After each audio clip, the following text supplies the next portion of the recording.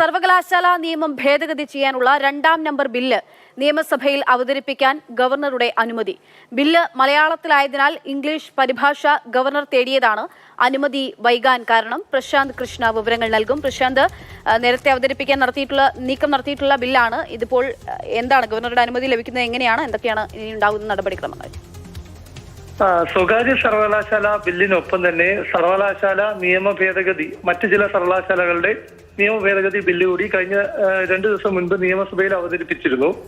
ഇതിനൊപ്പം സർവകലാശാല നിയമ ഭേദഗതി 2ാം നമ്പർ ബില്ല്, അതായത് കുസാറ്റ്, KTU, മലയാളം സർവകലാശാലകളുടെ നിയമം ഭേദഗതി ചെയ്യാനുള്ള ബില്ല്, ഈ ബില്ല് അന്ന് അവതരിപ്പിക്കാനായിരുന്നു ഷെഡ്യൂൾ ചെയ്തിരുന്നത്. പക്ഷേ ഈ നിയമം മലയാളത്തിലായതുകൊണ്ട് തന്നെ ഇതിന്റെ ഇംഗ്ലീഷ് പരിഭാഷ ചാൻസലറായ ഗവർണർ തേടുകയായിരുന്നു. അതുകൊണ്ട് തന്നെയാണ് ഇതിന്റെ മലയാളം പരിഭാഷ, ഇംഗ്ലീഷ് പരിഭാഷ ലഭിച്ച ശേഷം പരിശോധന പൂർത്തിയാക്കി ഗവർണർക്ക് അനുമതി നൽകാനുള്ള സമയം ഉണ്ടായിരുന്നില്ല. ഇതുകൊണ്ടാണ് അന്ന് അവതരിപ്പിക്കാൻ സാധിക്കാത്തത്.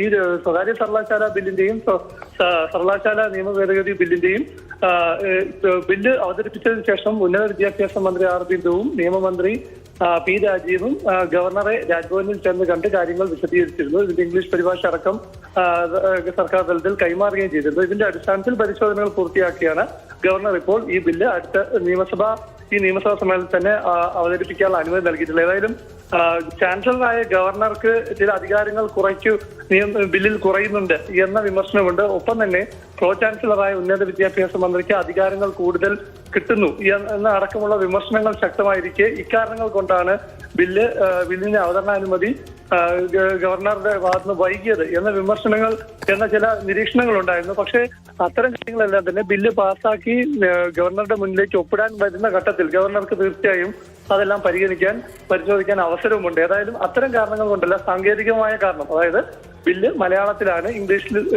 അദ്ദേഹത്തിന് വായിച്ച് മനസ്സിലാക്കുന്നതിന് വേണ്ടി എന്ന കാരണം കൊണ്ടാണ് ബില്ല് അവതരണ അനുമതി നൽകാൻ കാലതാമസം ഉണ്ടായത്.